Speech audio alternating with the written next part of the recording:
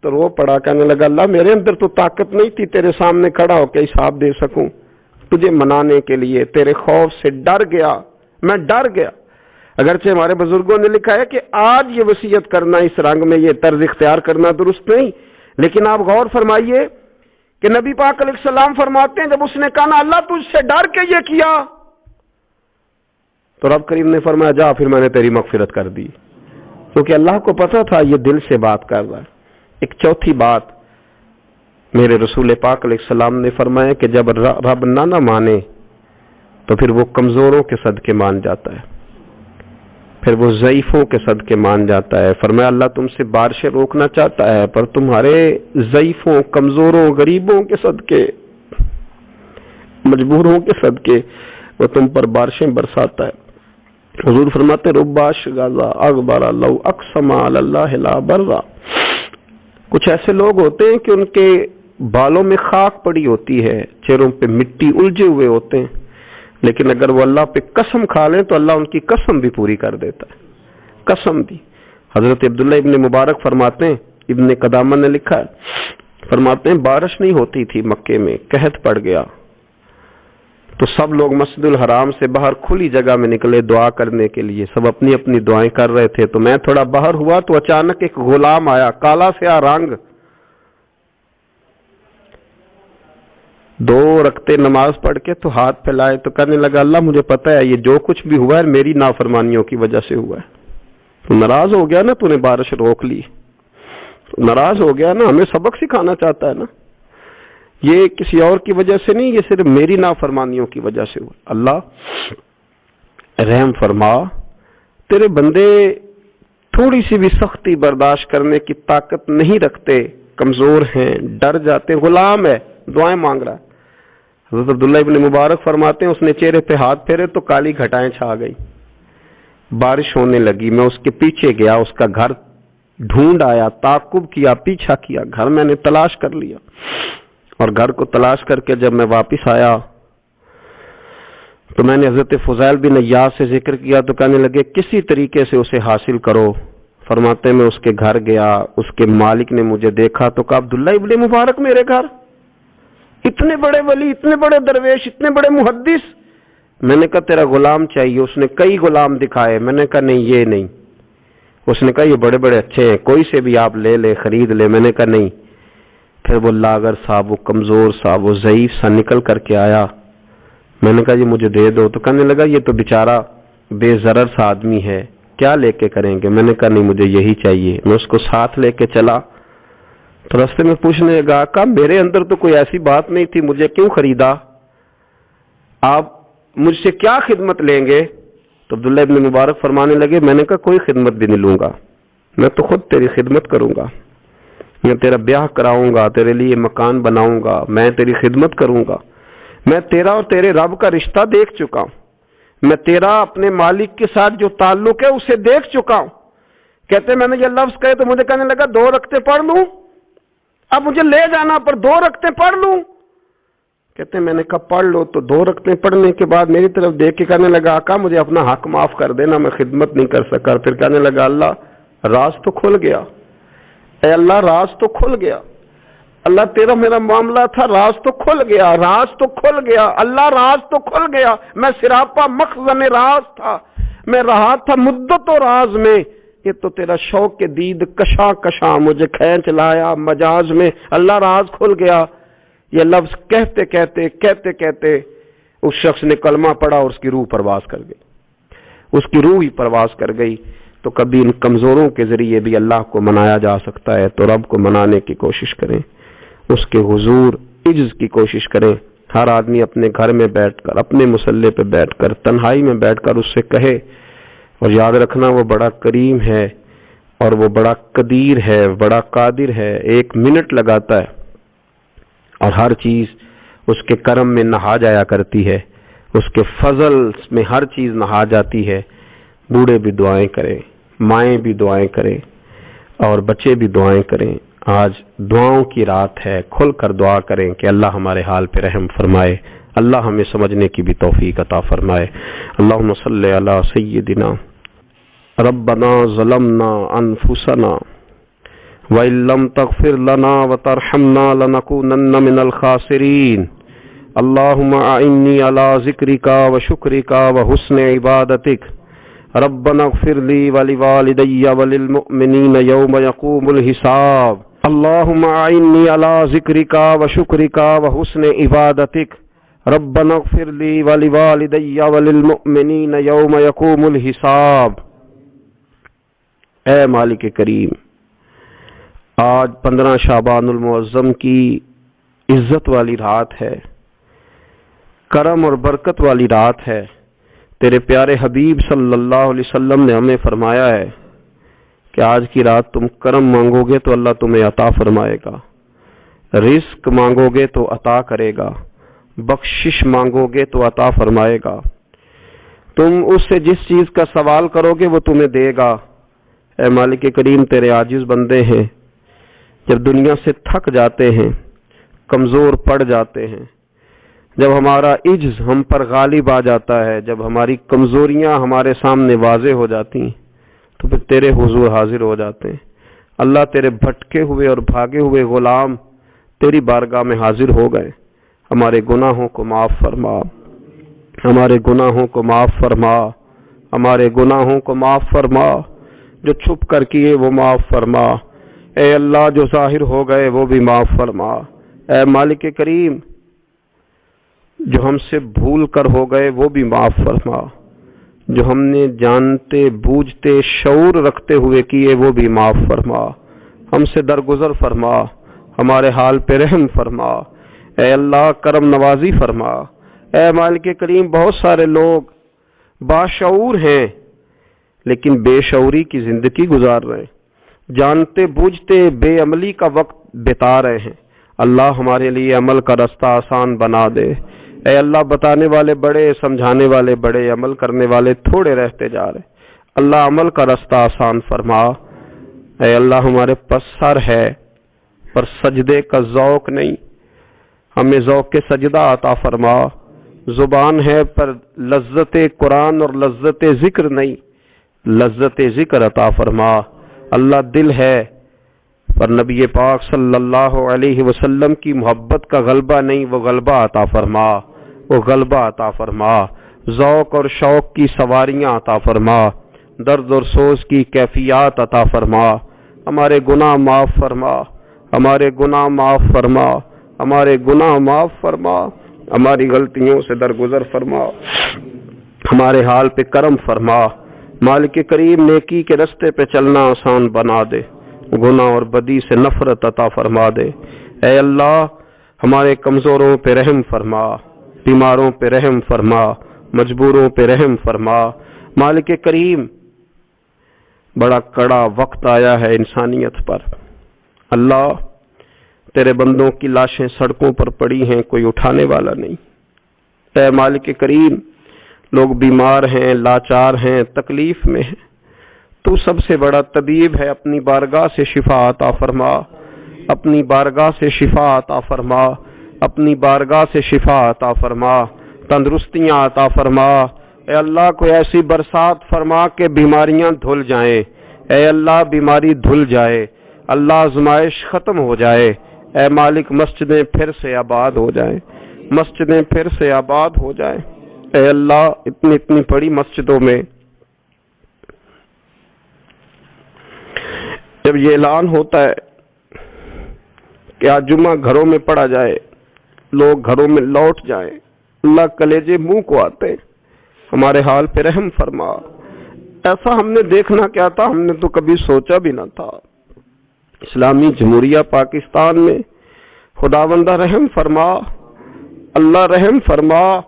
مالک تو کرم فرما۔ اللہ دیکھ، بڑی بڑی مسجدوں میں تالے پڑ گئے، اے اللہ بڑے بڑے آستانوں پہ تالے پڑ گئے، مالک مسجد نبوی کا دروازہ بند ہو گیا، بیت اللہ شریف کے دروازے بند کیے جا رہے۔ اللہ رحمت فرما دے، اللہ بندہ نوازی کر دے، ہم سے درگزر فرما، ہم سے درگزر فرما، ہم سے درگزر فرما۔ ہمارے حکمرانوں کو توفیق ہدایت عطا فرما، ہمیں تقوی کا نور عطا فرما۔ اے اللہ، تو کریم ہے، کرم فرما، تو معاف کرنے کو پسند کرتا ہے، معافی عطا فرما، معافی عطا فرما، معافی عطا فرما۔ مالک کریم ہماری آنے والی نسلوں کی خیر فرما، ہمارے بزرگوں کی خیر فرما، ہمیں بری موت سے محفوظ فرما، ہمیں ایمان کی موت عطا فرما، ہمیں ایمان کی موت عطا فرما، زندگی بھی عزت والی عطا فرما، ہمیں موت بھی عزت والی عطا فرما۔ اللہ ہم سے درگزر فرمانا، اللہ ہم عذاب والے نہیں، ہم تو درگزر والے ہیں، ہم سے درگزر فرما۔ ہم حساب والے نہیں، معافی والے ہیں، ہمیں معافی عطا فرما۔ اللہ بیٹیوں پہ رحم فرما، اے اللہ ماؤں پہ رحم فرما، بہنوں پہ رحم فرما، اہل خانہ پہ رحم فرما، بچوں پہ رحم فرما، ہماری نسلوں پہ رحم فرما، ہمارے ساتھ درگزر والا معاملہ فرما۔ آج کی رات بوڑھوں نے بھی ہاتھ اٹھائے ہیں، ان کے کامتے ہاتھوں پہ رحم فرما، ان کے کمزور ہاتھوں پہ رحم فرما۔ اللہ کریم ماں بہنوں اور بچیوں نے تیری بارگاہ میں ہاتھ دراز کیے، اللہ ان پر کرم نوازیاں فرما، آسانیاں فرما، درگزر والا معاملہ فرما، اللہ روشنیاں واپس عطا فرما، شفائیں نصیب فرما، درگزر فرما۔ وہ جو نبی پاک نے غار سجدہ میں دعائیں مانگی تھی ان کا صدقہ عطا فرما، ہمیں غار حرا کا صدقہ عطا فرما، ہمیں غار ثور کا صدقہ عطا فرما، ہمیں اپنے محبوب کی اولاد پاک کا صدقہ عطا فرما، حضور کی اہل بیت کا صدقہ عطا فرما، صحابہ کبار کا صدقہ عطا فرما، ہمارے حال پہ رحم فرما، اللہ ہمارے کمزوروں کے صدقے رحم فرما۔ اللہ بہت سارے مزدور اور سفید پوش لوگ بڑی تکلیف میں، اللہ ان پر فضل فرما، ہمیں دنیا داروں کا محتاج نہ بنا، ہمارے حال پہ رحم فرما، بندہ نوازی فرما، آسانی فرما، کرم نوازی فرما، کشمیر کے مسلمانوں پہ رحم فرما، فلسطین کے مسلمانوں پہ رحم فرما، اے اللہ پاکستان پہ کرم نوازی فرما، یہاں تو پہلے ہی بڑی غربت ہے، تو ہمارے حال پہ رحم فرما، یہاں کے بیمار تو پہلے ہی علاج کے لیے ترستے ہیں، اللہ تو کرم نوازی فرما، بندہ نوازی فرما۔ جو لوگ باہر کے ممالک میں موجود ہیں ان پہ رحم فرما، آسانیاں فرما دے، تو اپنے بندوں کے ساتھ کرم والا معاملہ فرما دے، درگزر فرما۔ اے اللہ ہم سے راضی ہو جا، اللہ ہم سے راضی ہو جا، اللہ بوڑھے بزرگ بچے مائیں بہنیں تجھے مناتے ہیں، مالک تو اپنے فضل سے مان جا، ہمارے حال پہ رحم فرما، ہم سے درگزر فرما، جو چلے گئے ان کی بخشش فرما، ان کی قبروں کو روشن فرما، ان کے حال پہ رحم فرما، اللہ تو بندہ نوازی فرما، آسانیاں فرما۔ ربنا افرغ علینا صبرا وثبت اقدامنا فانصرنا علی القوم الکافرین رب اغفر وارحم وانت خیر الراحمین یا ارحم الراحمین یا ارحم الراحمین یا ارحم الراحمین وصلی اللہ تعالی علی حبیبہ سیدنا و مولانا محمد علیہ وصحبہ اجمعین۔